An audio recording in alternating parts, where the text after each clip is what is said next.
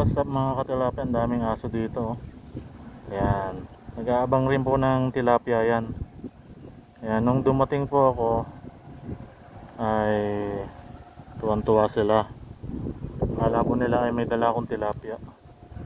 Ayan, habang po sila ay tuwang-tuwa, ako naman po ay takot na takot. Takot po kasi ako sa aso. Ayan o, magkakapatid siguro yan. Nakakatakot nito sa gabi oh. Grabe. Mga kumakain po ng tilapia yan dito sa Taiwan. Ayan oh. Meron pa ditong bulilit. Yung pa isa. Mababait nila oh. Ayan, mababait sila sa tao. Hindi sila nangagat. Pero kahit gano'n, natatakot pa rin ako sa kanila kasi may phobia po ako sa aso eh. Ayan, dami. Ayan, daming aso. Naghahunting po ng tilapia. May naglalambat po kasi doon. Kasi may dulo doon.